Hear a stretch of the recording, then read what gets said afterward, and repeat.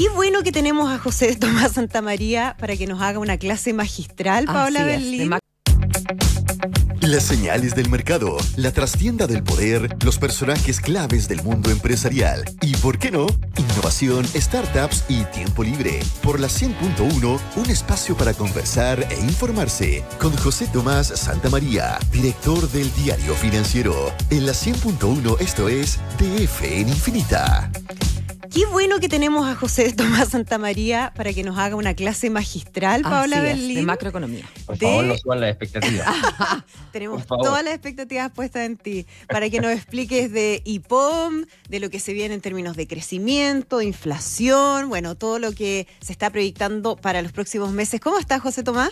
Muy bien, ¿y ustedes, Andrea, Paola, cómo están? Muy bien también. Muy bien, gracias. También aquí bueno, sí, con todos los datitos listos para el análisis. Hoy día tuvimos día de números. Sí. Día de números. Esta es una semana bien económica, porque ayer, acuérdense, lo alcanzamos a comentar ahí en la radio, tuvimos la decisión respecto de la tasa de interés, y hoy día el IPOM, que es como este gran momento que se realiza 4 veces al año, en donde el Banco Central actualiza sus cifras. Por eso yo, cuando pensaba este espacio, leyendo por supuesto las notas que ha subido el equipo de economía del Diario Financiero al sitio web del diario, pensaba en un título como este: Día de cifras en Chile, lo bueno y lo malo de los datos entregados en el IPOM, para que vayamos desmenuzando. Lo bueno, lo malo y lo Una feo. buena y una mala, como no Exacto. existe.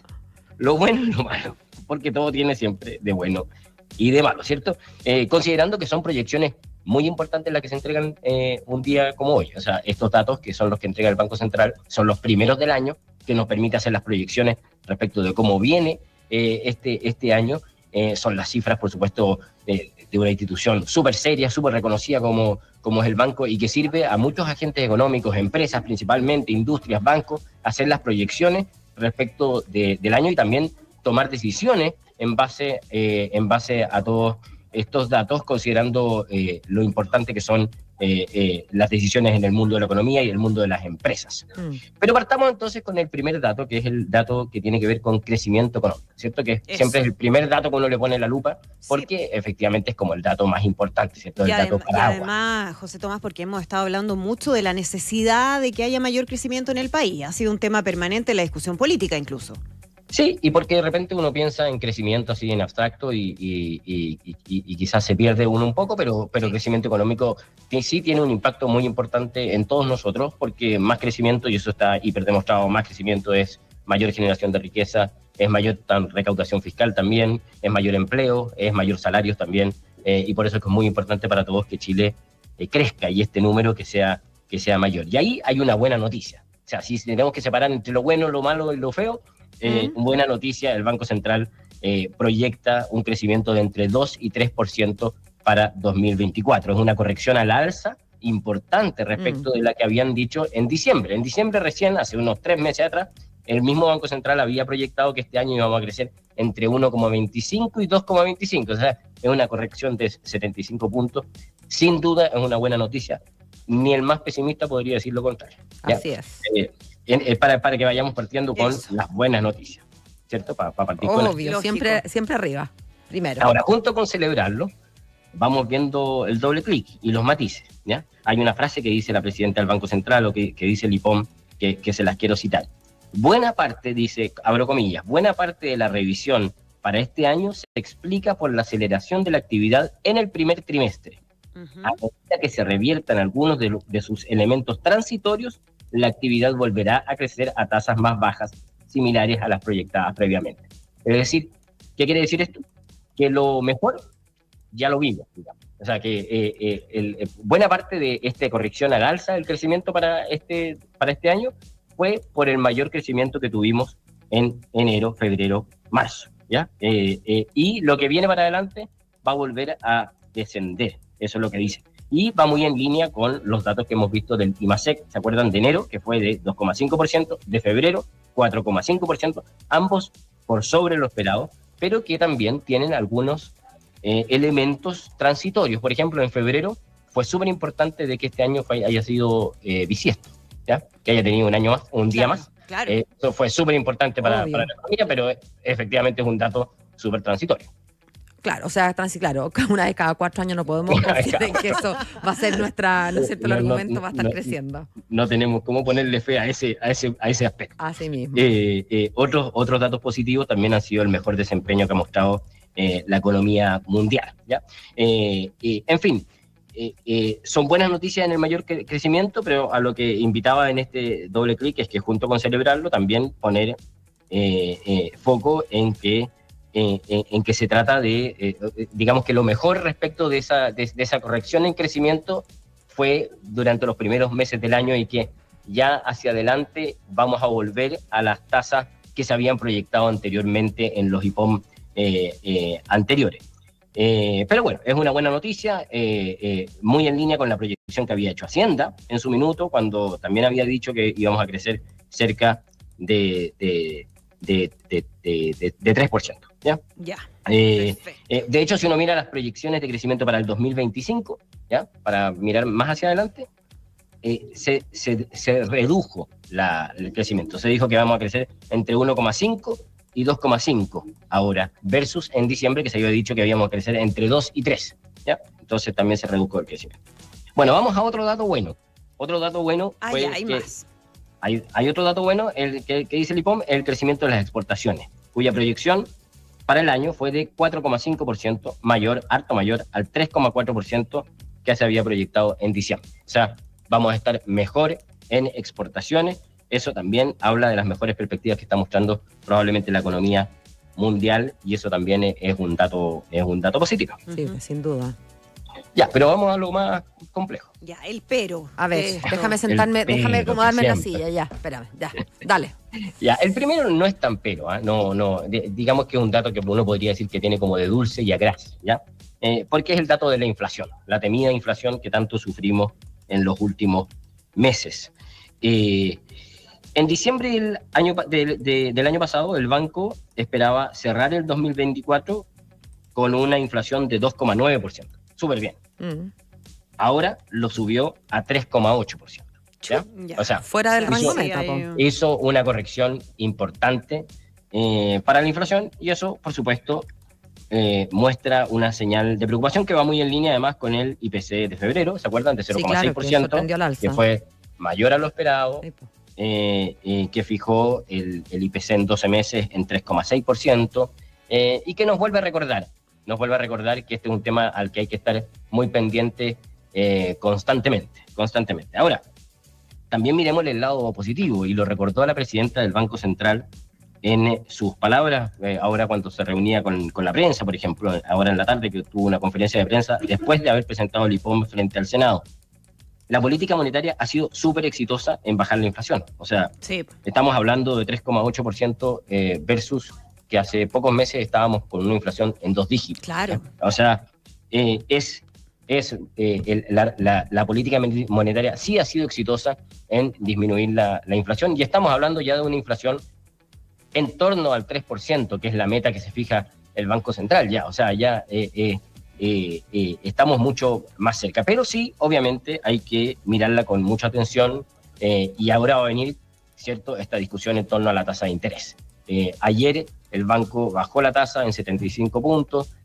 Lo que ha dicho el banco es que se va a seguir bajando la tasa quedó en 6,5 con la baja de ayer, por ciento.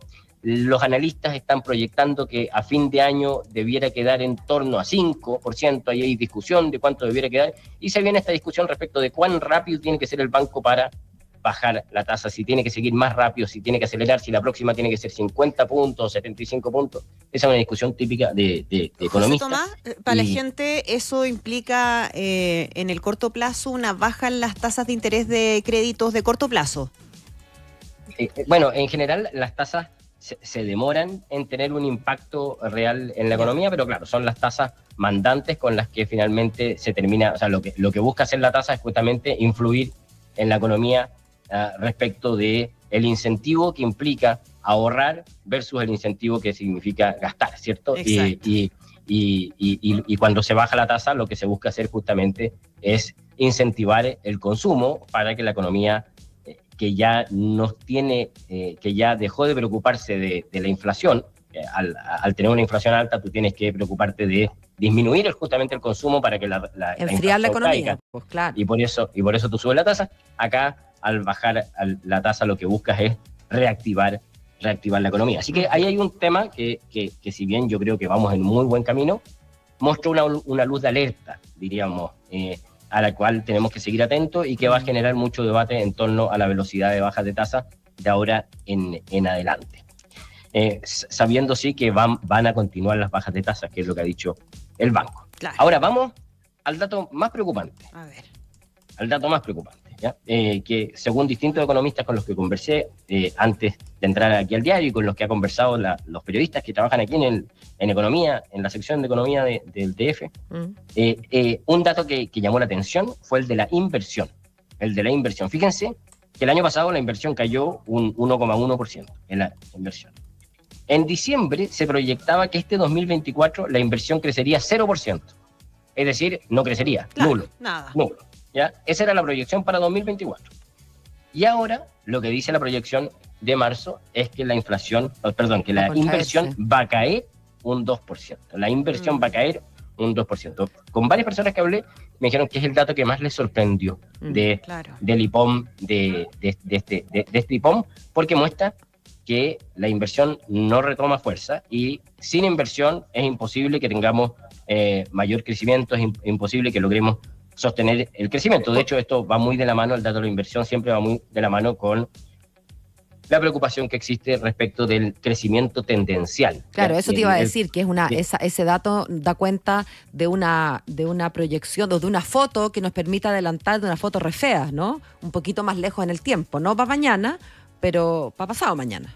Claro, el crecimiento tendencial de Chile está en torno al 2%. Esa es la capacidad que tiene nuestra economía de crecer en el largo plazo. Y eso es un crecimiento bajo. Entonces, sin duda que ese es una gran preocupación y una gran duda y una gran pregunta que se hacen los economistas. ¿Cómo hacemos para crecer en el largo plazo la economía? ¿Cómo volvemos a hacer crecer la economía y cómo volvemos a hacer crecer la inversión? Y ahí surgen las típicas discusiones de políticas públicas. El sector privado, por ejemplo, te preguntará, ¿es el momento para una reforma tributaria? Es lo típico que uno muchas veces escucha a los líderes empresariales. ¿Es el momento actual, con estas cifras que están mostrando la economía, el momento mejor para hacer una reforma tributaria con el impacto que eso tiene siempre en la inversión? Otros, los contrarios, dirán que pareciera que nunca es momento para una reforma tributaria.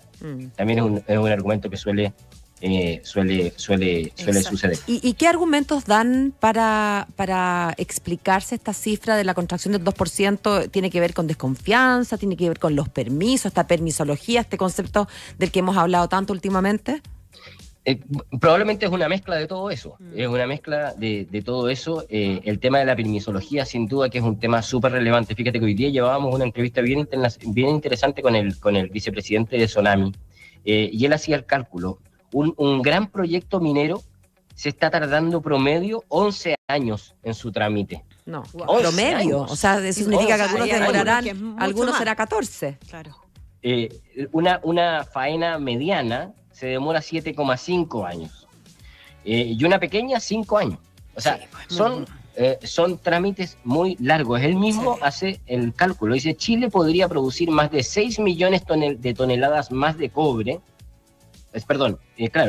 Si se cortaran estos periodos. Claro. Entonces, estamos hablando de muchos ingresos adicionales que podrían llegar si es que uno redujera estos trámites, los trámites de permisos, tanto sectoriales como medioambientales que tienen que hacer, y que está muy bien que hagan los grandes proyectos que se desarrollan. Sí. Ahora, hay 2 proyectos de ley que se ingresaron durante el mes de enero y que se hacen cargo de esto, ¿cierto? Hay uno de permisología que presentó el ministro Grau, que aborda justamente los permisos que están después de haber conseguido el permiso ambiental, que son muchísimos permisos que hay que pedir después de eso, y que muchos generan muchos problemas. Ese es un proyecto que ha sido bastante valorado, bien valorado por el sector privado, que tuvo un buen trabajo previo de desarrollo y que está avanzando en el Congreso. El otro proyecto que sí tiene más debate es el de la reforma del Servicio de Evaluación de impacto ambiental, que está a cargo de la ministra de Medio Ambiente, la ministra Rojas, y que también busca justamente acelerar los permisos, pero obviamente siempre manteniendo el respeto y el resguardo de los estándares de respeto del medio ambiente, que por supuesto que para el Ministerio de Medio Ambiente es lo más importante, es decir, que los estándares siguen siendo los correctos, pero se puede tener menores plazos y eso sin duda va a ayudar a una mayor inversión. Ahí hay 2 proyectos de ley que podrían avanzar. El otro tema, que avancen, pues. Sí, por supuesto. El otro tema el que comentaba también la Paola, es el tema de la confianza empresarial.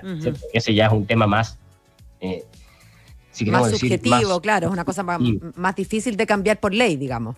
Más subjetivo, claro. Efectivamente, en el sector empresarial hay encuestas que usa el Banco Central también y que usan en general los agentes económicos. Hay una encuesta que se hace sobre confianza empresarial, que se mide todos los meses y que lleva 2 años en zona pesimista. En zona pesimista. Y ahora, pese a eso, el dato de marzo, el que se conoció este lunes, mostró una mejora. Sigue en zona pesimista, es decir, sigue bajo 50 puntos, pero mostró una mejora.